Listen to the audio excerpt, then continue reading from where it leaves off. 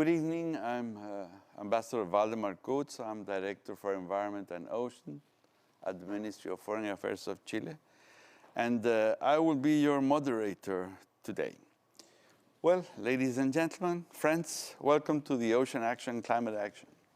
This UN Ocean side event here at COP26 in Glasgow on UN Ocean's contribution to strengthening national efforts to mitigate and adapt to climate change.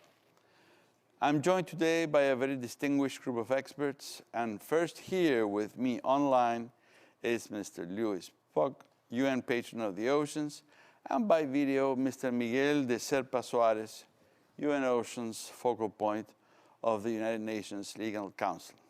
Welcome, Mr. Pog and Mr. Soares. Our discussion today will be in three parts. We will have three presenters in each part, followed by a Q&A session through slido.com. You can ask questions via the link or code on screen. In our first panel, we will hear from speakers on how agencies of UN Oceans are advancing understanding of and support for national efforts to mitigate and adapt to climate change. Next, presenters will inform us on how climate change mitigation is being strengthened through ocean action in the UN system. Finally, we will hear about efforts to build resilience to the effects of climate change through the actions of those in collaborations with the UN Oceans mechanism. Now, I will highlight a few remarks. On UN Oceans, UN Ocean is an interagency mechanism with the United Nations system that works to enhance the coordination, coherence, and effectiveness of organizations of the UN system and the International Seabed Authority. The UNFCCC Secretariat is a part of that mechanism, and the ocean is being increasingly recognized under the UNFCCC process for the essential role that it plays in the climate system. On this event today, we have with us some of the focal points for the ocean within the UN Oceans mechanism and beyond to take us through some examples of the ocean-based mitigation and adaptation solutions that are essential to the achievement of the Paris Agreement. Our speakers join us from all over the globe, not just here in Glasgow, to showcase efforts that nations are taking alongside UN Oceans to enhance these solutions for ecosystems and for societies. Oceans at COP. Well, 2 years ago already, my colleagues in the Chilean COP presidency held the Blue COP in Madrid, and we're all delighted to have that theme continued by our friends here in the UK. But the ocean is not only important to Chile and the UK, and indeed not only important to a country with a coastline. The ocean is essential to regulating the climate system through its uptake of CO2 and heat, and the life within it produces half of the oxygen that we breathe. But these services that the ocean provides, essential to ecosystems and to life on land and in water, are under threat due to anthropogenic climate change. Over the past two COPs, we have seen that the IPCC report on ocean and the cryosphere and the Working Group 1 contributing to the IPCC sixth assessment report, as well as a multitude of inputs from other scientific sources. We will hear today how this science and the understanding of the effects of climate change on the ocean, including ocean acidification, deoceanization, warming, as well as how we can mitigate and adapt to these effects. And with those words, it's my pleasure to hand over to Mr. Pog to give us his perspective on the importance of the ocean and the importance of taking ocean action in our efforts to mitigate and adapt to climate change.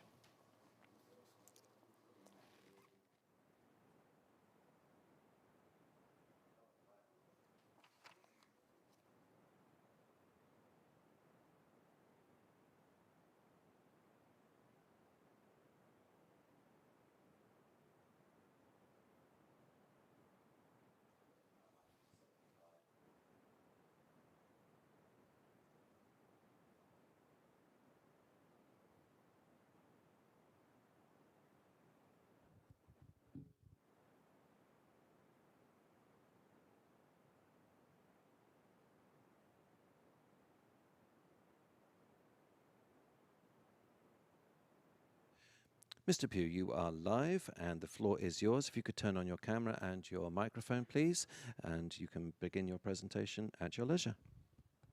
Thank you so very, very much. It's wonderful to be able to speak to you all today.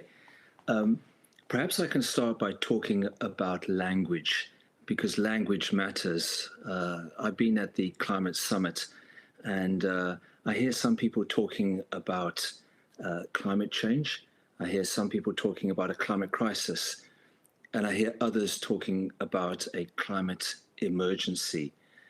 I think what we're facing is something quite different.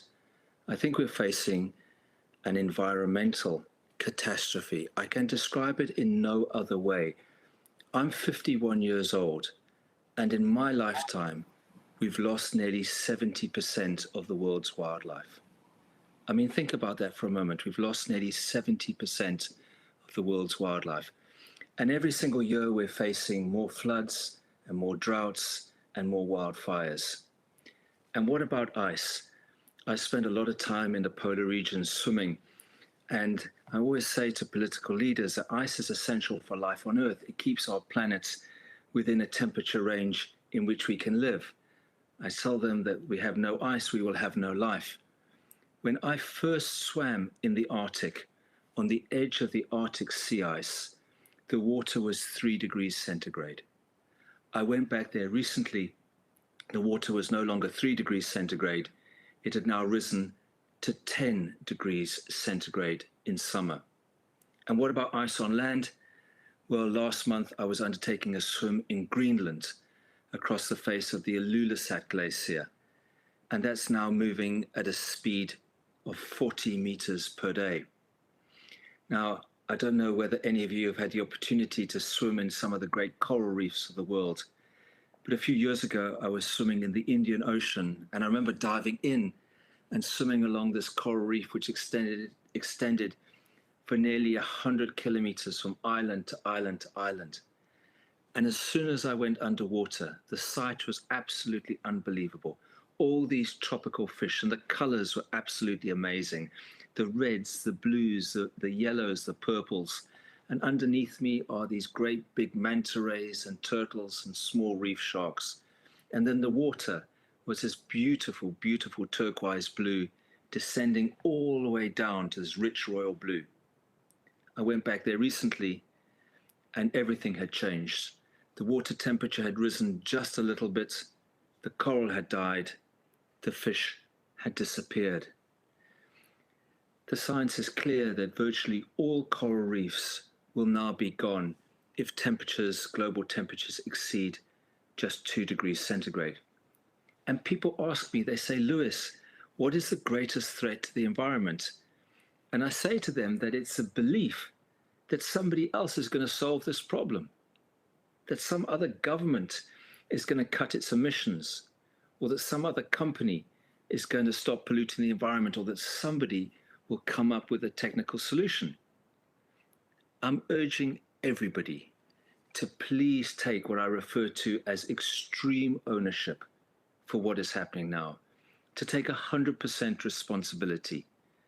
I want people in every country and in every sector of business to wake up in the morning and ask themselves a very, very simple question.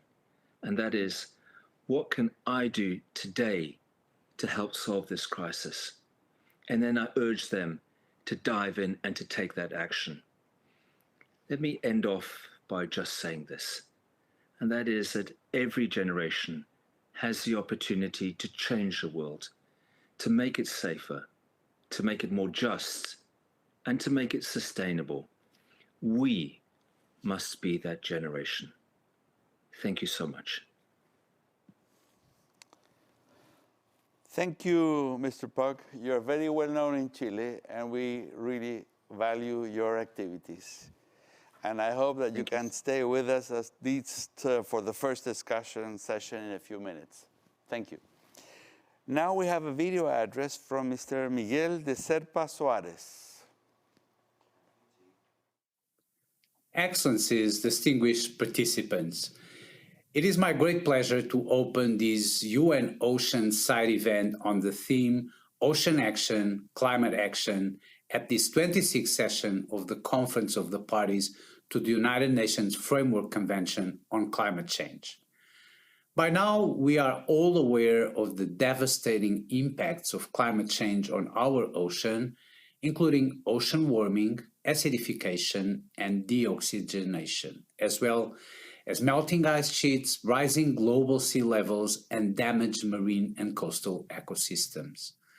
We are also all aware of the critical role that our shared ocean plays in climate regulation and mitigation of the harmful effects of climate change.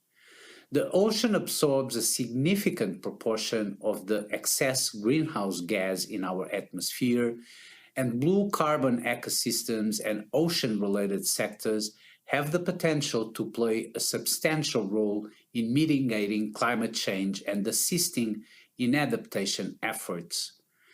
Action to combat climate change has been urgent for years. Today, the situation is dire.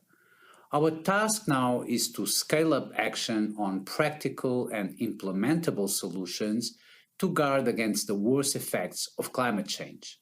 As highlighted during the UNFCCC Ocean and Climate Change Dialogue, understanding where ocean-based mitigation and adaptation solutions can be strengthened, replicated, and upscaled is critical to the implementation and achievement of the Paris Agreement. Today's side event, organized by UN Oceans, the interagency mechanism for strengthening and promoting cooperation and the coherence of the United Nations system activities related to ocean and coastal areas, will showcase some of the options for action and potential solutions. It will highlight efforts that some countries are taking with the support of the United Nations to enhance ocean-based mitigation and adaptation efforts for ecosystems and societies to address the current and future impacts and risks of climate change. Activities range from promoting nature-based solutions, the benefits of blue carbon ecosystems and aquatic food production, to options for emissions reductions in ocean sectors, to empowerment and increased capacity for coastal hazard responses and technology transfer, and recognition of the essential role of science in reaching our goals. As science and knowledge are a prerequisite for effective action, I would like to mention that the second World Ocean Assessment was launched early this year, providing policymakers with a comprehensive overview of the state of our ocean on which to base decisions moving forward. Discussions are also ongoing across the United Nations system regarding the impacts of climate change and cooperative efforts to address them, including through the open-ended, informed, consultative process on oceans and the law of the sea, which focused its discussions this year on the topic of sea level rise and its impacts. Friends and colleagues, we will also be negatively affected if the worst impacts of climate change come to pass. But it is within our collective power to tackle this crisis, and today's event provides just a snapshot of possible action. Averting the most serious consequences of climate change requires international cooperation and coordination at all levels, including government, civil society, and stakeholders everywhere, but also political will, vision, and determination, and of course, resources. It will not be easy, but we can, indeed we must do this together for the oceans on which we all rely, for our neighbors, and for generations to come, so that no one is left behind. Thank you. Thank you, Mr. Suarez. It's now my pleasure to introduce our first three panelists on our first topic, Advancing Understanding and Support. I wish to welcome Dr. Essam Yassin Muhamed, a member of the group of experts of the regular process and the global lead for climate resilience and environmental sustainability at World Fish. I also wish to welcome Mr. Ariel Troisi, the chair of the Intergovernmental Oceanographic Commission, and Mr. Crispin d'Auvergne, the Program Director of Climate Change and Disaster Risk Management at the OECS Commission. Dr. Yassin Muhamed joins us virtually today. He will speak on the regular process for global reporting and assessment of the state of the marine environment. Welcome. Thank you very much, Mr. Chair. I'm very delighted and feel honored to be amongst you today to share my thoughts. As the chair introduced me, my name is Yassin Muhamed. I'm the global lead for climate and sustainability with the World Trade Center, CGIAR. But also I represent the state of Eritrea and the ongoing negotiations on the governance of the high seas, in short BBNJ. But also I'm a member of the group of experts of the regular process for global reporting and assessment of the state of the marine environment, including socioeconomic aspects, in short, regular process. The regular process is a global mechanism established by the United Nations after the 2002 World Summit on Sustainable Development to regularly review the environmental, economic, and social aspects of the world's oceans, both current and foreseeable.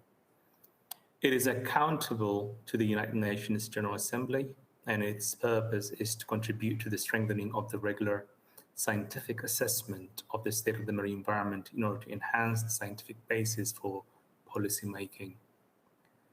We've completed 2 cycles already. The first cycle was from 2010 to 2014 that involved a pool of experts of around 600 individuals. And the first volume that was launched had 55 chapters accompanied by technical abstracts.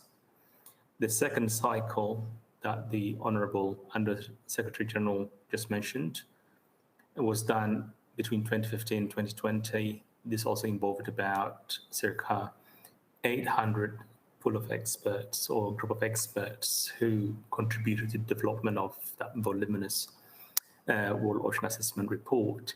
And as we speak now, we're working towards developing technical abstracts aimed at informing primarily policymakers. And one of them will be on climate change. We've got multiple chapters in the World Ocean Assessment 2 that address multiple climate change issues, and those will be summarized in the technical abstract. And this year, the third cycle has been launched, which will be running until 2025. Having said that about the global process, I've just seen recently the latest draft or text of the agreement of COP26. And my first reaction is potentially a big win for the ocean and a big win for science as the draft text of the agreement stands now. There are significant references to ocean-based climate action, for example, of which Article 8, Paragraph 6, as it stands now, invites the chair of the subsidiary body for scientific and technological advice to hold an annual dialogue starting June 2022 to strengthen ocean-based action and to prepare a summary report to be made available to the Conference of the Parties at the subsequent session. In my opinion, this offers a great opportunity to collaborate and join hands in our effort to deliver impact at scale. I say this because I believe there's a desperate need to end silos between the multiple, what at times seem to be mushrooming of intergovernmental processes. By eliminating or ending these silos, we can end the fatigue, particularly by member states. And there could be more effective communication to national governments and other stakeholders, and an effective way of mainstreaming scientific evidence in policy frameworks and thereby aiding policy and investment decisions as well. Therefore, there's a huge opportunity in creating platforms such as this to bring all these different efforts being done by multiple agencies of the UN to come together and work together towards promoting ocean-based climate action. For instance, with respect to the regular process, how the IPCC, for instance, or other UN panels and processes can contribute to the regular process. Relevant synergies between the regular process and the IPCC and other UN panel processes can be fostered in different ways by including, for example, potential authors from these specialized bodies in more comprehensive world ocean assessment, which is the third cycle now, or through the participation of these specialized panels and processes in the scoping exercise that will elaborate the outline of the World Ocean Assessment 3. And these UN panels and processes can additionally support direct inputs into the regional workshops of the regular process or venues for dissemination of the regular process outputs as well. My penultimate point I would like to highlight is also the roles that we can all play by working together in climate proofing the new emerging instruments as well. For instance, the Intergovernmental Conference on an international legally binding instrument under the United Nations Convention on the Law of the Sea on the conservation and sustainable use of marine biological diversity of areas beyond national jurisdiction, or in short, BBNJ. These kind of newly being developed legal instruments could be made climate proof by informing the process through the scientific evidence that are being generated through these multiple efforts from different avenues. And finally, my message is beyond the diagnostics of climate change, we need to create an inventory of success stories and identify both mitigation and adaptation opportunities through ocean-based climate action. For instance, the roles of sustainable management of fish stocks in sequestering carbon dioxide, or creating viable livelihood opportunities under changing climate through ocean-based activities. Therefore, for me, I feel very hopeful this year. There is an ocean of opportunities that we can deploy to support both mitigation and adaptation efforts across the globe. Thank you very much, Mr. Chair. Thank you very much, Dr. Yassin Muhamed.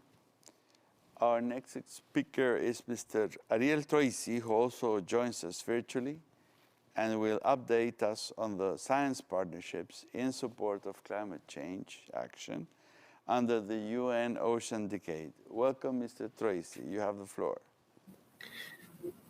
Thank you very much, Ambassador, and good day to all. It's a pleasure for me to join you today at this event. And please allow me sometimes to say some things that we all know already, but it's important to remind them. For starters, the ocean holds the keys to an equitable and sustainable planet. It is indeed our primary life support system, and it is subject to multiple stressors that affect its health. On January 1st this year, the UN Decade of Ocean Science for Sustainable Development commenced. The decade provides a common framework to ensure that ocean science, in the widest definition of ocean science, can underpin the achievements of the 17 Sustainable Development Goals. The ocean cannot be overlooked in our efforts to tackle climate change.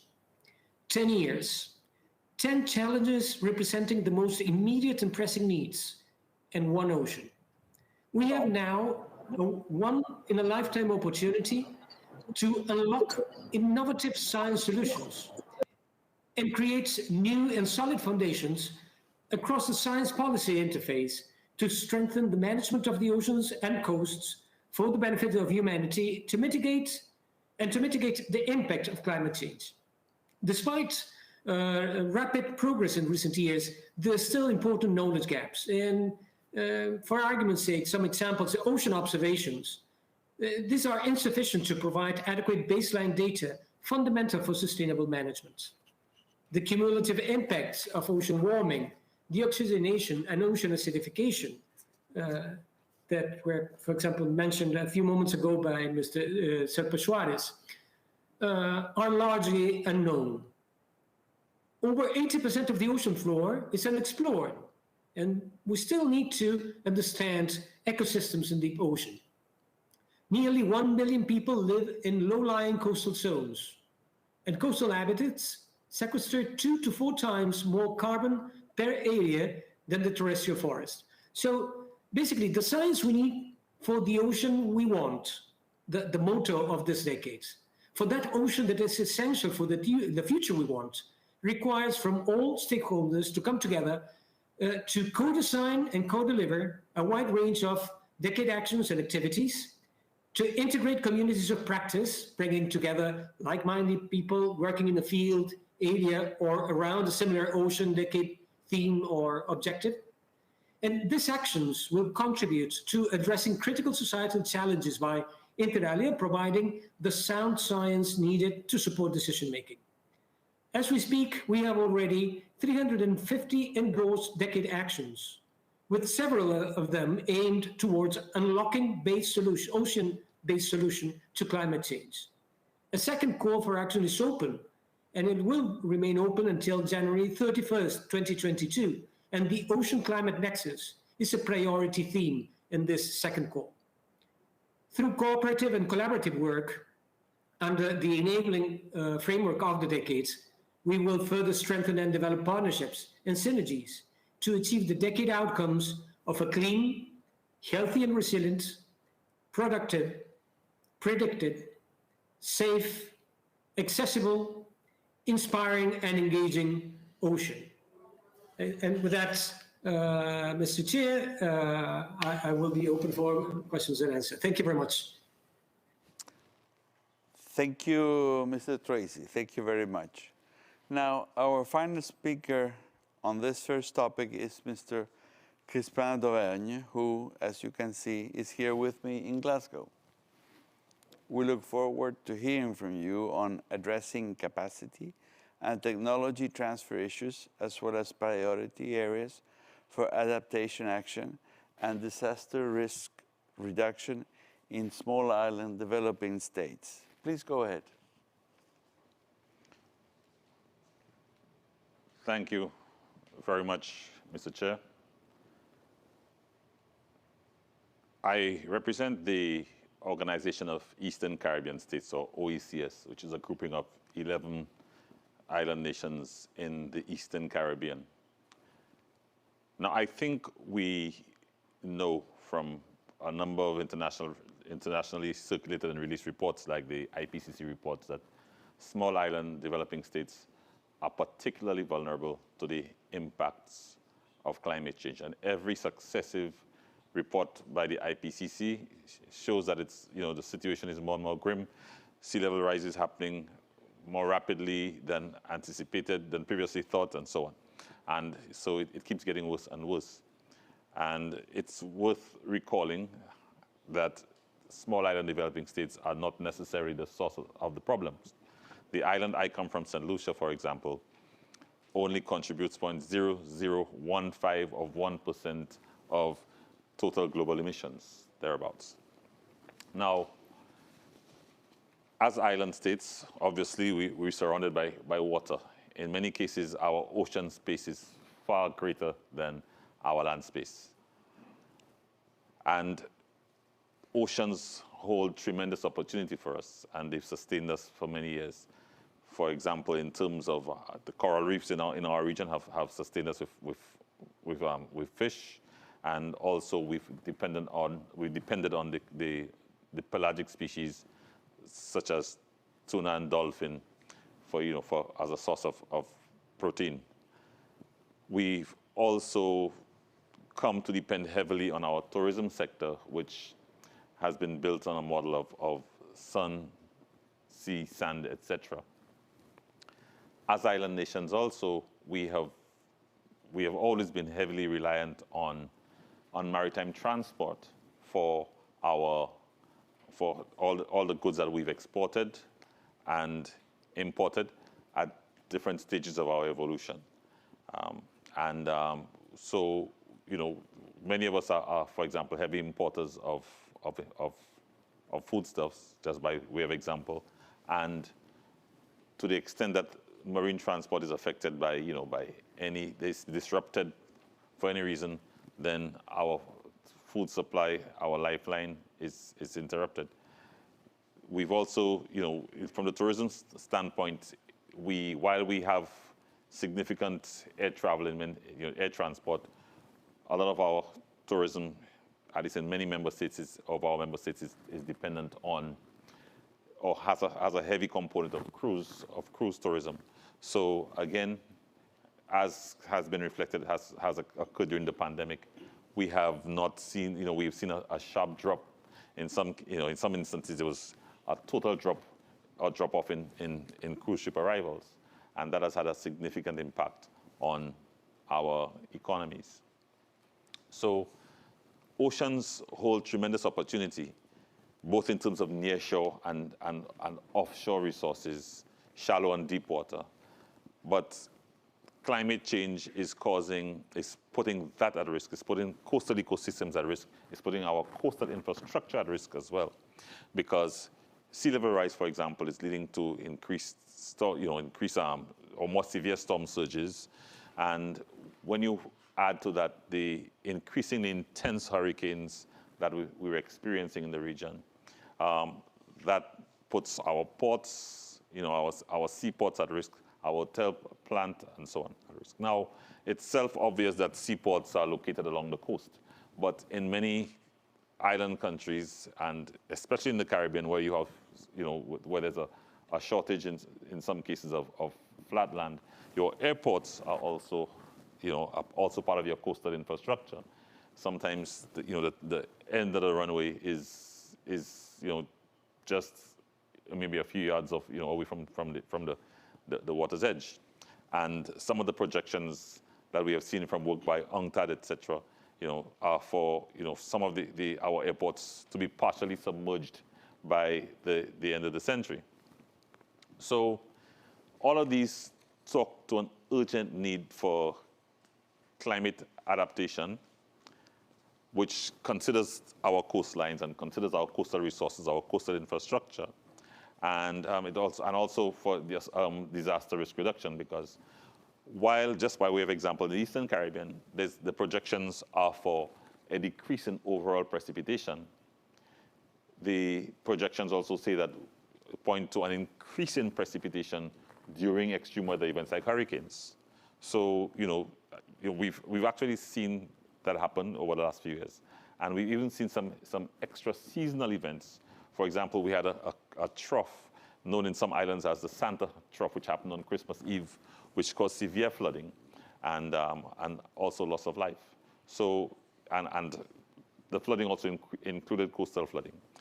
So there is need, like I said, for particular attention to adaptation and disaster risk reduction, resilience on our coastlines in terms of our air and sea ports, for example. When we had the hurricanes of 2017, even when people wanted to leave the countries which had been devastated, like the Commonwealth of Dominica, for example, they couldn't leave because the seaport had been totally destroyed. The airport was under quite a few inches of silt, and they did not become functional for quite a while afterwards. If one island is not affected and you want to get supplies into another, that once one critical network, once all the ports are destroyed on one island, you can't get the supplies that you want to get in. And so, we really need to look at a network especially at the regional level, to support these countries. And from a capacity building standpoint, we also need to look at improving marine spatial planning and coastal planning, not just to look at the business as usual scenarios, but looking at a climate sensitive scenario. Just looking at what the impacts will be in the future, catering for sea level rise and so on. And it has to, we don't just have to educate and inform and train and capacitate our decision makers in government, but we also have to look at those who work in the private sector, those who run and maintain our air and sea ports, etc. So there's a need to take a holistic look, and don't just try to go sectorially, but try to ensure that we understand the links in the supply chain, for example, and work forwards or backwards from there. So with these few words, I just want to say thank you. Thank you, Mr. Dauvergne.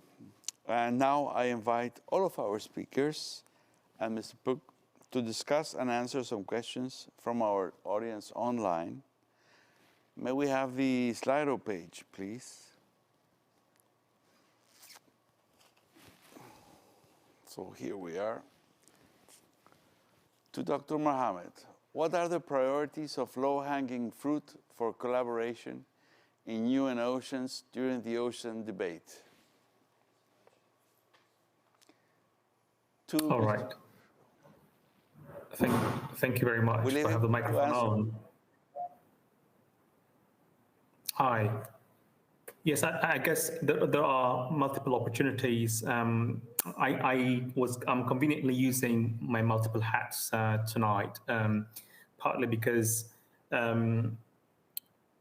the effort that we all doing to generate evidence to inform policy making at national level, for instance, that needs to be fed quite well effectively through multiple channels of these different UN agencies have to feed that. And where I see the opportunity is the opportunity of working together, tapping on the multiple channels and partnerships that we have across countries and being able to deliver that. I guess that would be really key, because from a government point of view, as a former bureaucrat myself, when information is fed to you from multiple channels, there is some degree of fatigue that's demonstrated by policymakers or by bureaucrats. And therefore, if a coordinated channel of a communication channel was to be established to feed the evidence to national governments or to national stakeholders, I think that's where sort of a massive win could be attained through the partnership of all these different entities working together.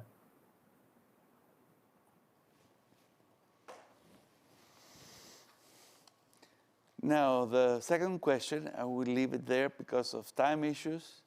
Mr. Pugh talked about seeing changes in the ocean. Have you seen changes in your process? Is that change apparent to you, Mr. Pugh? Apologies, I'm not clear what process you're referring to.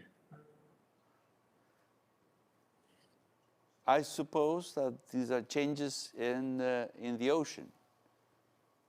Yeah, I mean, I've spent 35 years in the ocean, and 18 of those have been in the polar regions. The changes which you see over 35 years in the oceans are immense. And obviously the biggest changes which I've seen have been in the polar regions, in the Arctic and the Antarctic. And then the other big changes have been down in the coral reefs of the world. I described earlier just that feeling when you swim across a coral reef which is healthy and beautiful and bountiful, and then you go back a few years later and you see what has actually happened to that coral reef. It's devastating to actually witness that. Thank you very much for your comments and inputs. And now we will move on to the next panel.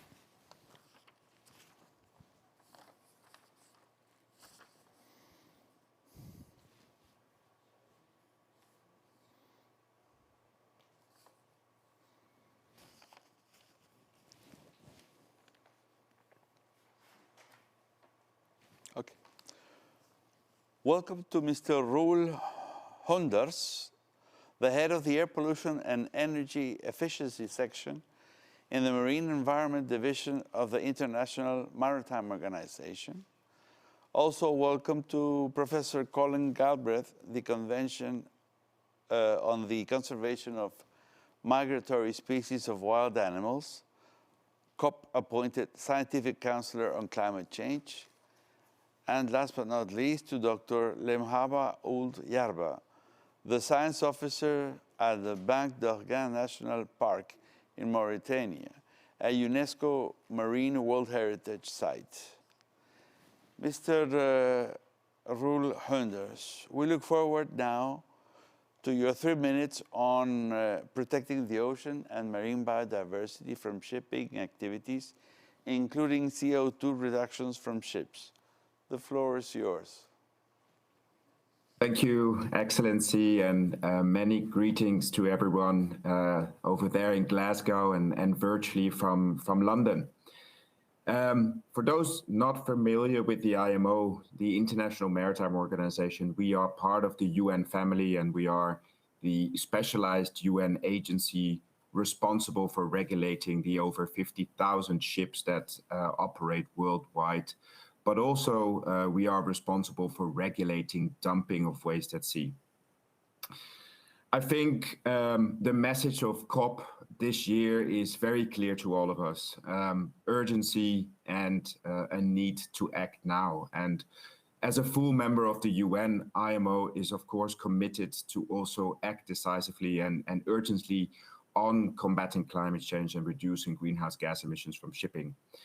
And I would like to actually thank the previous speaker who highlighted how important and how shipping is indispensable actually to global trade, but also to sustainable development for many developing countries, and particularly small island developing states for whom shipping is really a lifeline and also allows them to trade and access the world markets.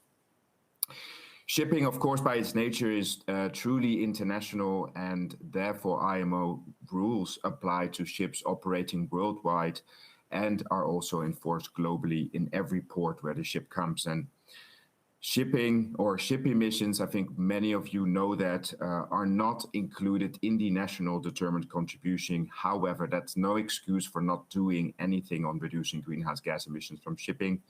And following the Paris Agreement in 2015, IMO adopted its own strategy on reducing greenhouse gas emissions in 2018. And later this month, the same member states here in Glasgow will come to the IMO to discuss how to revise and to strengthen the IMO strategy on reducing greenhouse gas emissions from shipping. And earlier this year, we actually adopted concrete amendments laying down binding requirements for all those ships. And IMO's rules are actually not just commitments or national determined contributions. They are, once adopted, applicable and enforced worldwide to the whole fleet. And the new amendments that we adopted earlier this year will improve the energy efficiency performance of the ships operating worldwide.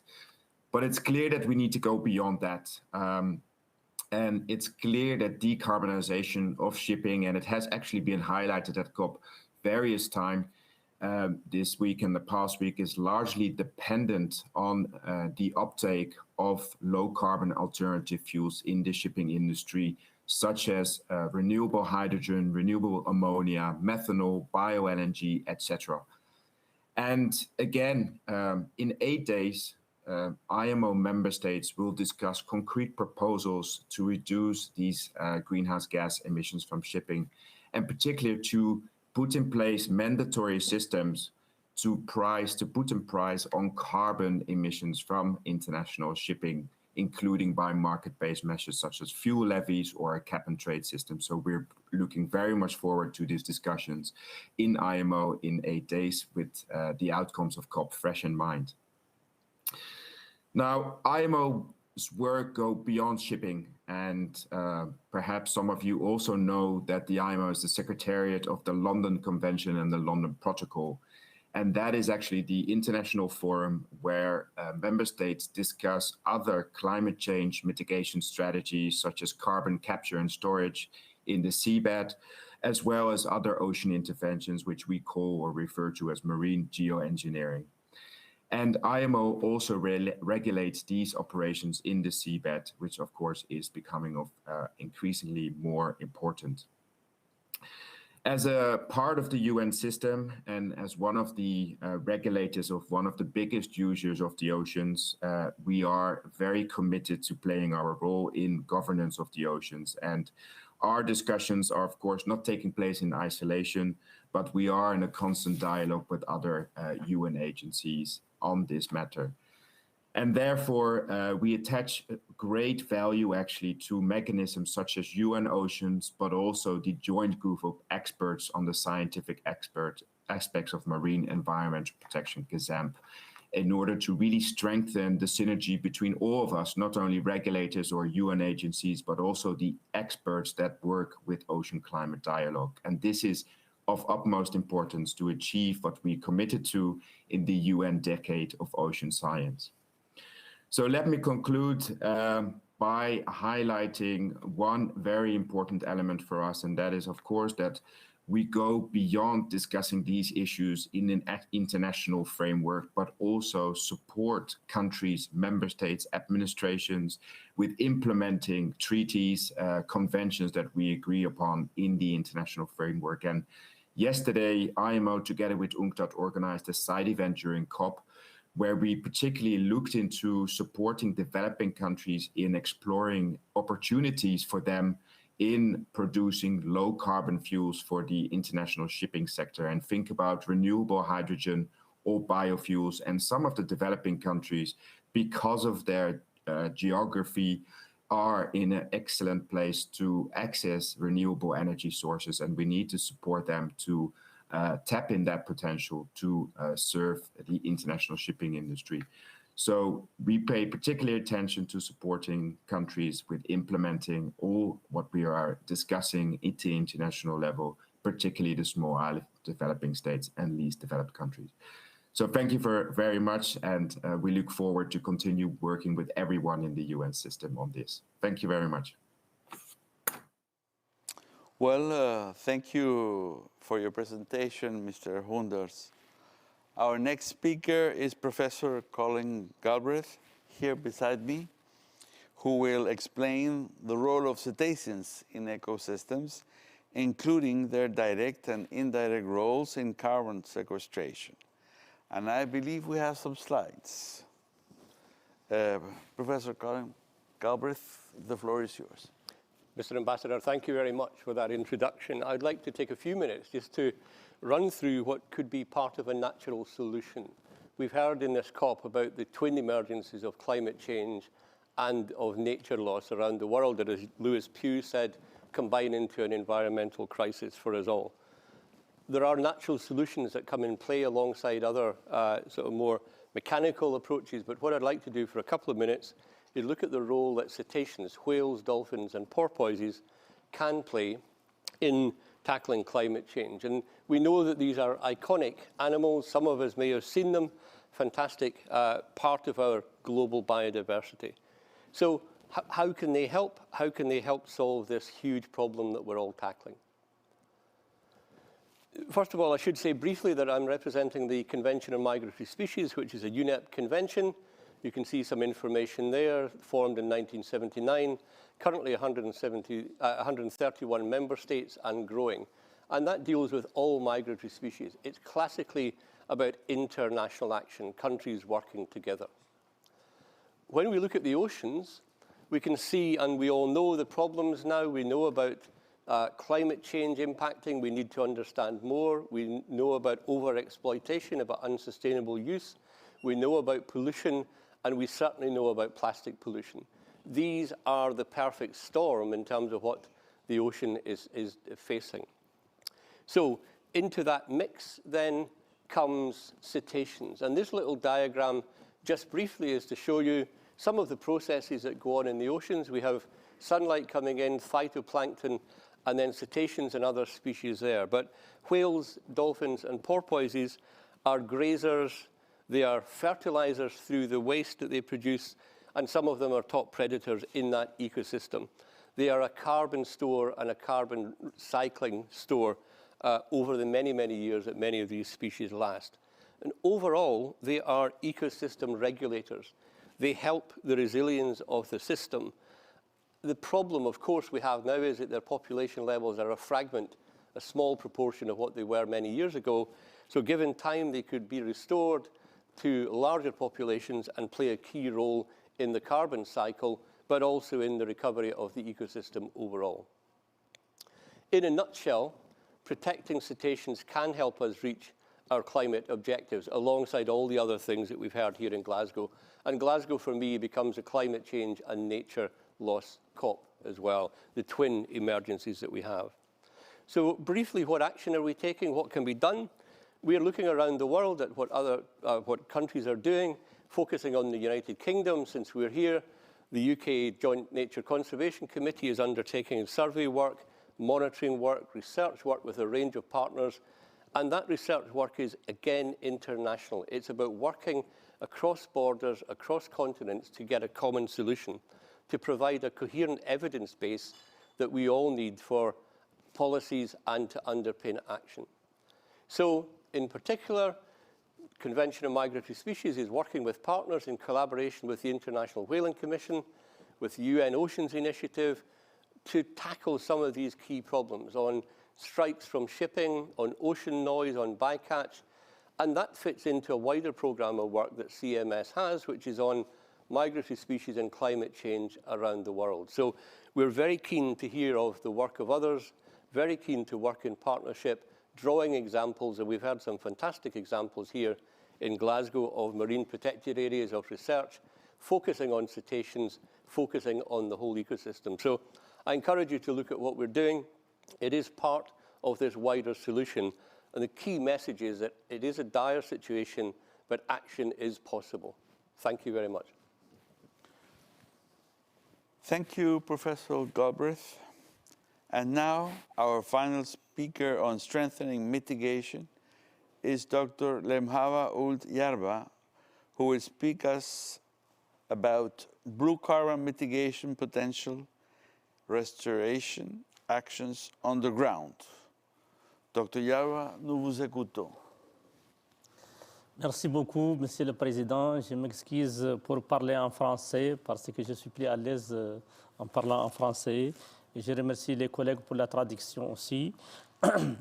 Moi, je suis Muhamed Ould Yarba, conseiller scientifique au Parc national du Ban d'Arguin, qui est un parc créé depuis 1976. Et c'est le parc ou l'aire protégée le plus grand au niveau de l'Afrique de l'Ouest, avec 12 000 km² de superficie.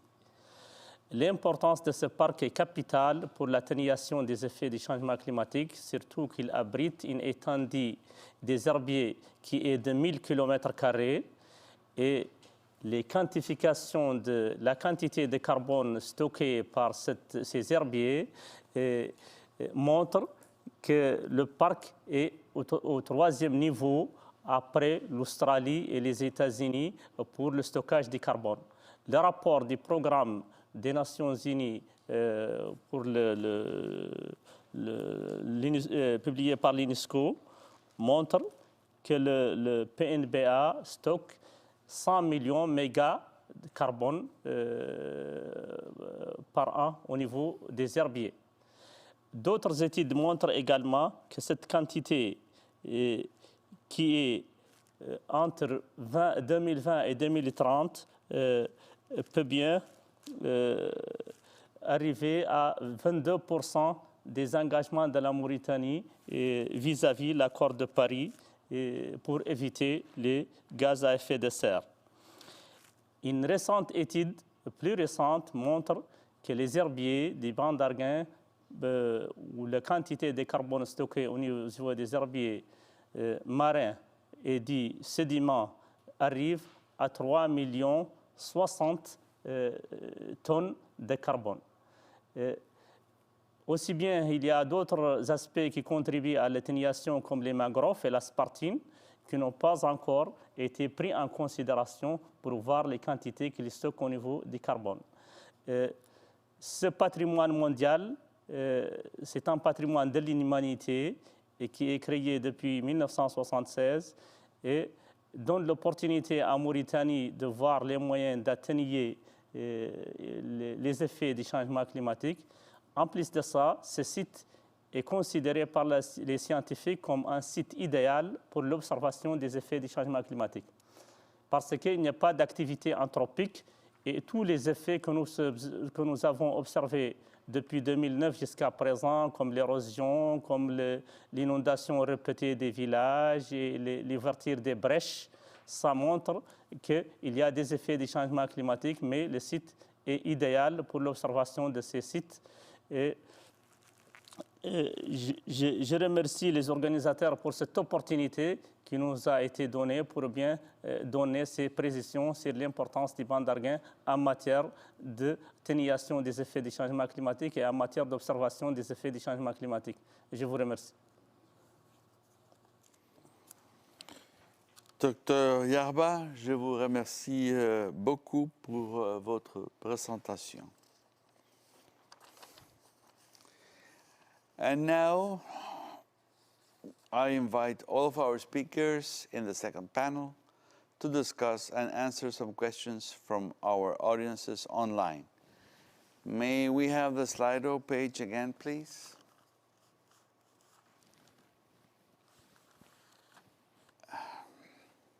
There's a lot of talk about current BBNJ negotiation process. What are your predictions, and do you think the process will end in March? Any volunteers?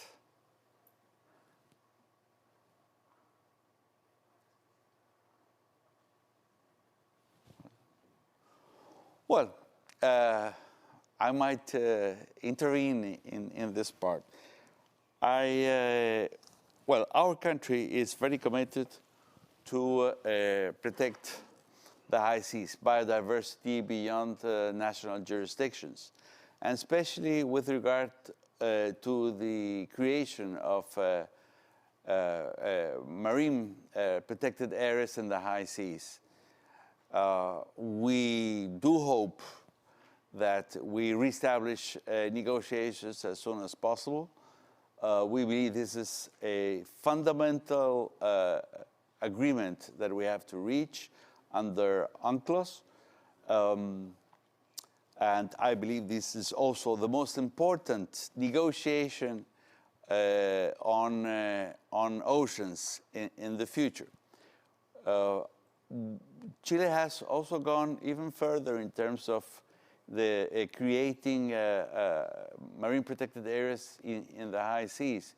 We have proposed to the SPERFO, South Pacific Regional Fisheries Management Organization, to start analyzing possibilities to conserve the Nazca and Salas de Gomez fracture. This is in the southeastern Pacific. And we have had a positive reaction from the scientific committee.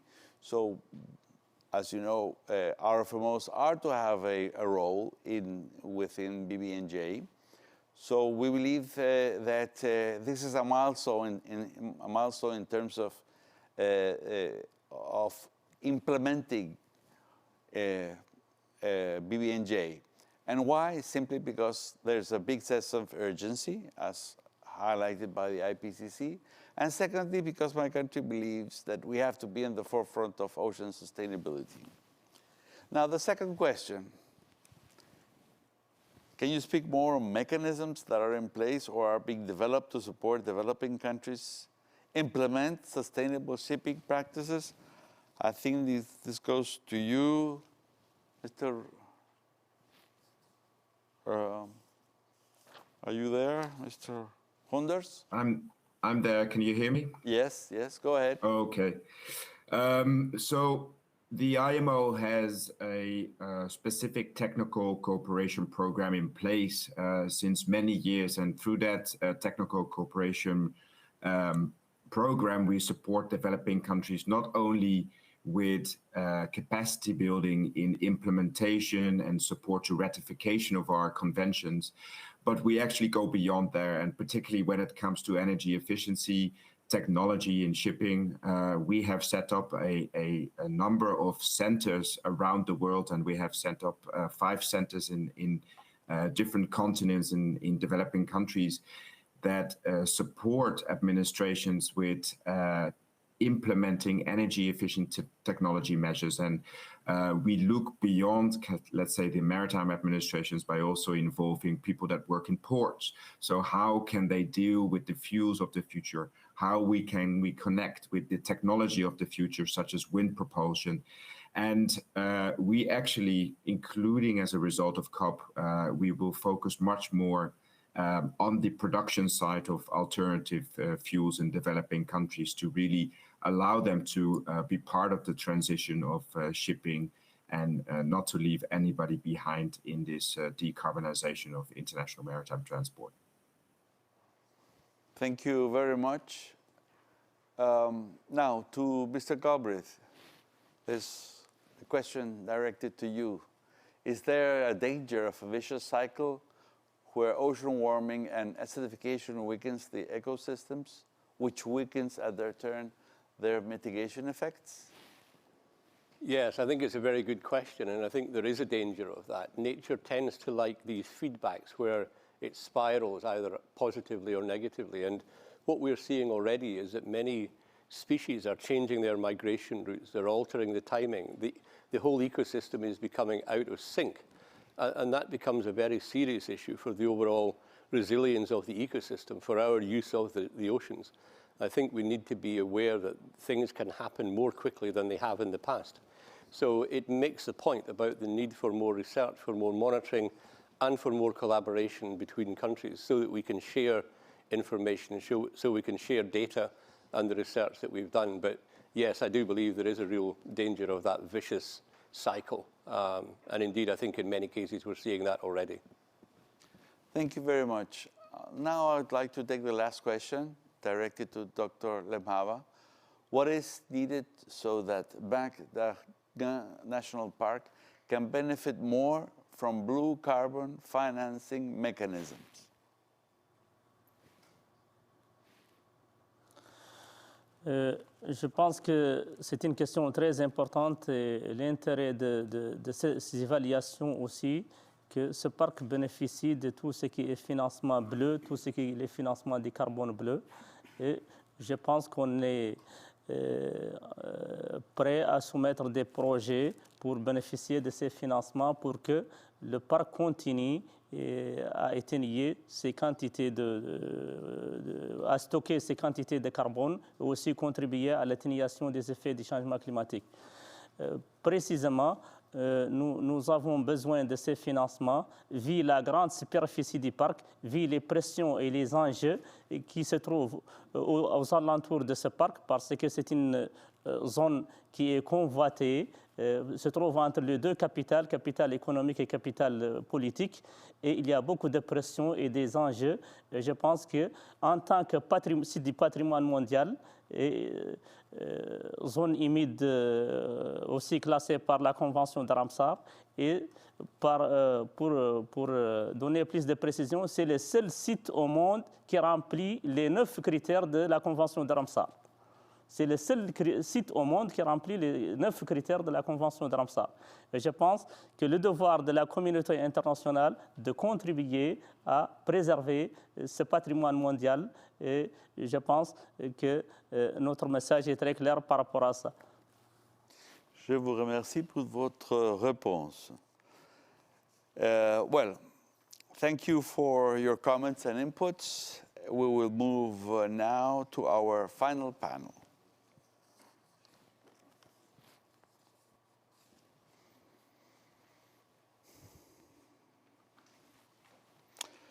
Welcome to Mr. Manuel Barange, the Director of the FAO Fisheries and Aquaculture Division. I also welcome Mr. Terry Atalifo, the Permanent Representative of Fishy to the WMO and also the Vice President of the WMO for Region 5. And finally, but not least, to Professor Catherine Lovelock from the University of Queensland, Australia. And we begin our final segment with Mr. Manuel Barange to hear about aquatic food production systems. We turn to you on our screen, Mr. Barange. Go ahead. Thank you very much, Ambassador. I hope that you can hear me well. Good.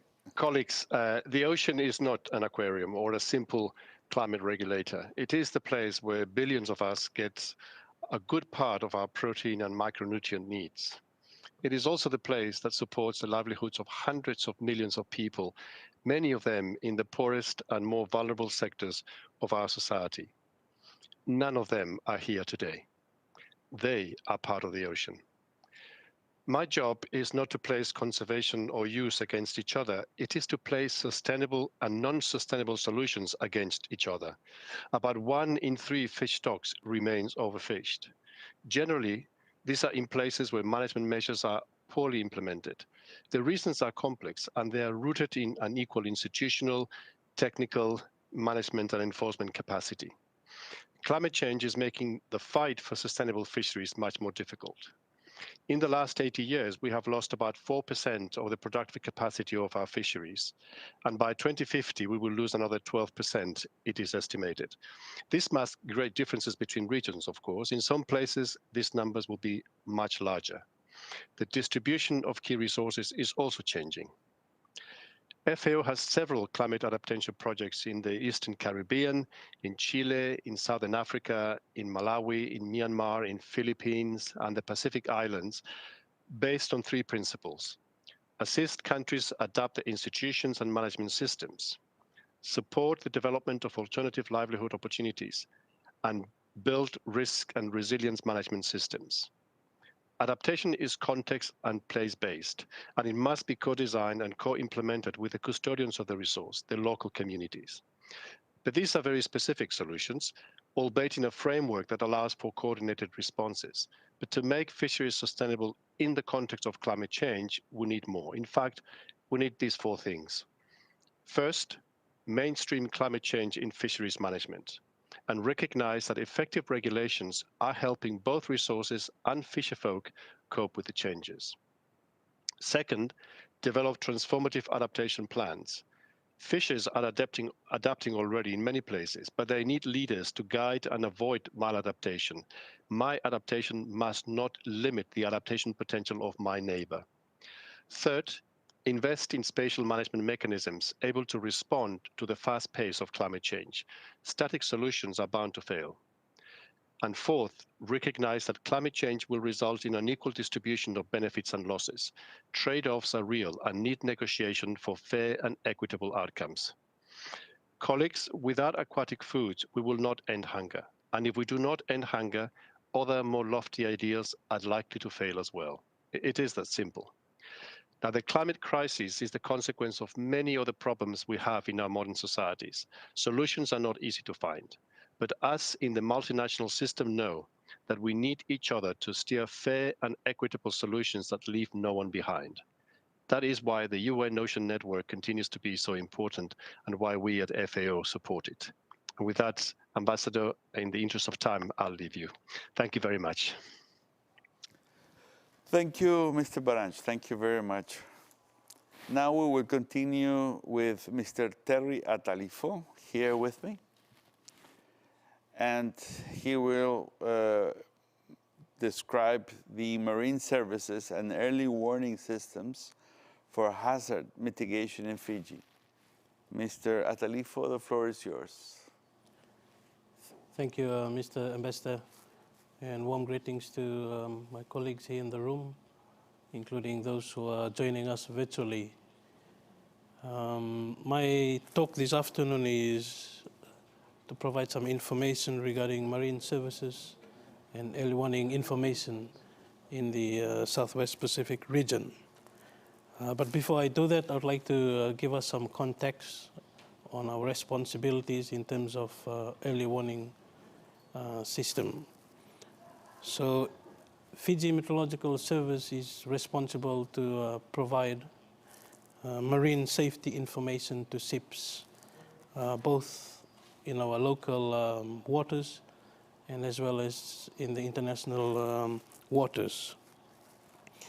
So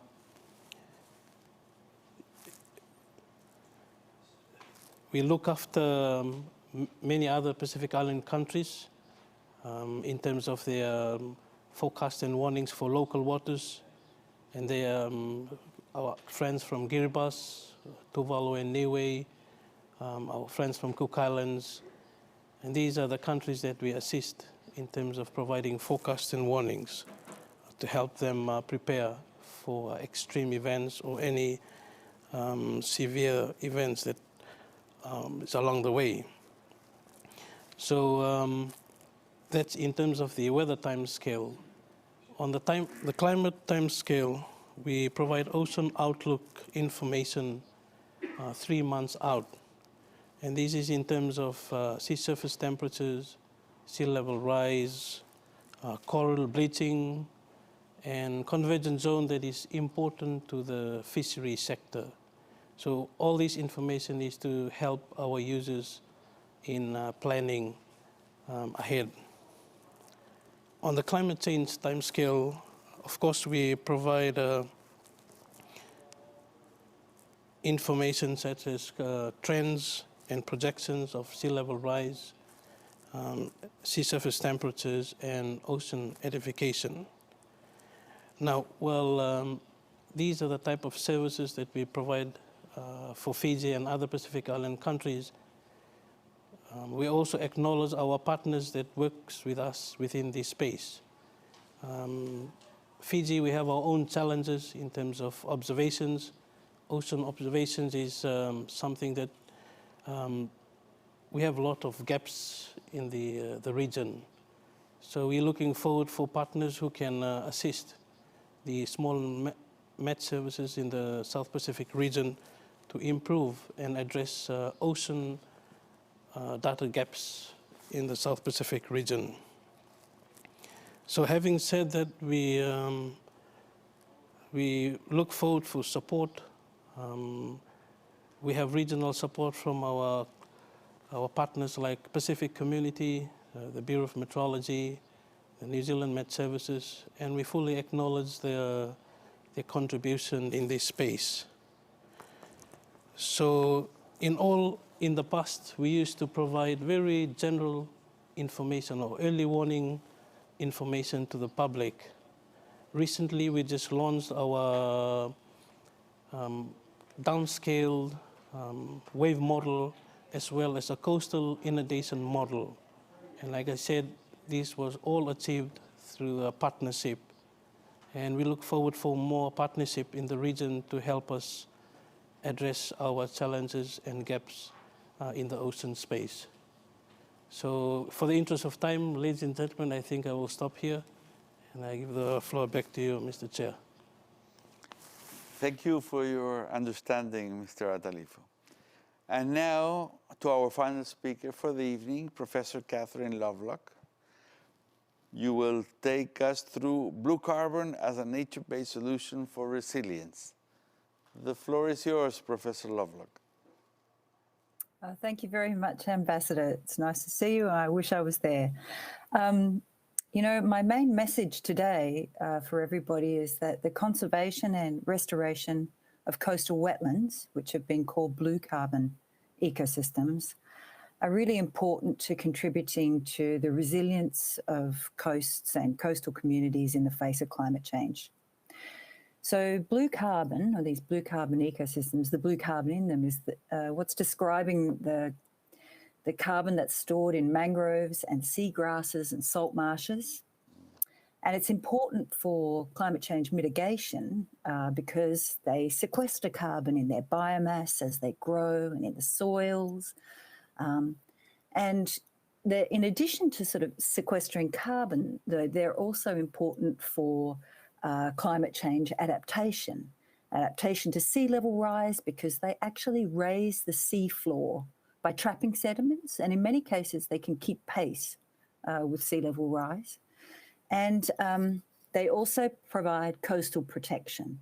So there's been a recent study that's estimated that globally mangroves alone provide about $65 billion worth of benefits by reducing the impacts of coastal flooding. And that's because these systems are porous, they slow down water flows, they lead to infiltration into the sediments. So in addition to those sort of like really direct links to climate change and climate impacts, they're also super important for all the other ecosystem services they provide to local communities. They're important for fish production, they're fish nurseries, right? And not only for the fish that you actually get out of coastal wetlands, but also those associated with adjacent coral reefs. They're really important for biodiversity, both marine and terrestrial biodiversity, and they're important for improving water quality. So, you know, where I come from, the Great Barrier Reef is an important feature, and coastal wetlands are vital there for improving water quality by transforming nutrients and trapping sediments. So that just brings me to one other point I want to make. I was recently had the opportunity to be co-author on a report that reported on the blue carbon resources in the 50 marine UNESCO World Heritage Sites. So these ecosystems, these in the World Heritage Sites, they have 21% of the world's blue carbon resources. That's the extent of the ecosystems that house 15% of the world's blue carbon. So the UNESCO World Heritage Sites are really important. So obviously, conservation of coastal wetlands in World Heritage Sites and restoration of those that are damaged are really, you know, incredibly important for simultaneously reducing emissions from their damage and also increasing carbon sequestration and building resilience in the coastal zone. So that, what we're hoping is this report, as well as all the other work that's gone on in blue carbon, recently draws the attention of governments and industry and other investors to the importance of conservation and restoration of blue carbon within the World Heritage Sites and more generally, because certainly, you know, 40% of the world's coastal wetlands have been removed in recent decades. And I think in recent decades, and I think, you know, people should really focus on their importance in fighting climate change and in building resilience of coastal wetlands. And we really hope that, you know, carbon finance is released to support restoration and conservation of these ecosystems globally. Thank you. Thank you, Professor Lovelock. And now, for the last time, I invite our speakers to discuss and answer some questions from our audience online. And the Slido page for a final time, please. And in benefit of time, we will only take one. So the first one, directed to Mr. Atalifo. Could you please tell us more on Fiji's sovereign blue bonds? Thank you for the question, and this is an interesting one. I know our government has just made news about the blue bonds. I don't have a lot of information at hand to provide or to answer that question, but most probably I will have to get back. Thank you. Okay, well, we are finalizing our activity, and I would like to make a few remarks. I'll be very fast because time is of the essence now. I would like to thank all of our distinguished and excellent panelists for enriching discussions we engage in today. It's been a real pleasure. But I wish to highlight a few issues. First of all, the importance of activism, as we saw through Mr. Pug. The importance of breaking down the silos, the interconnection of UN processes regarding the oceans, such as BBNJ, protection of 30% by 2030 of the global ocean, eliminating fishing subsidies in WTO that create overcapacity and overfishing, the centrality of the human being, according to Principle 1 of the Rio Declaration on Environment and Development, the importance of whales. My country is a sanctuary for whales, and they do capture a lot of CO2. The importance of shipping. My country depends on foreign trade, and We are the fourth user of the Panama Canal, and that is a lot. And we need to decarbonize international shipping. And we're doing big efforts from green hydrogen, that is a derivation of solar energy. And we are already making contracts with a few ports, such as Rotterdam and Antwerp, for ammonia.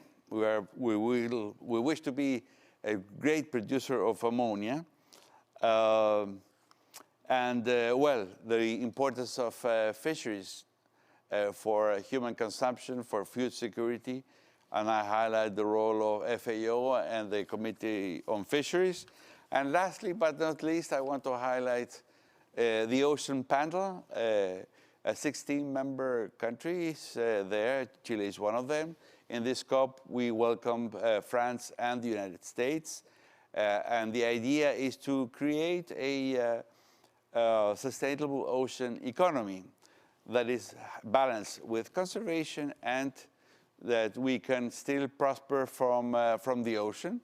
And I want also to highlight the 17 blue papers or blue reports on different issues regarding the oceans that this Ocean Panel has produced. So thank you very much for joining us. And well, let's have a very substantive and good outcome at this COP for the oceans.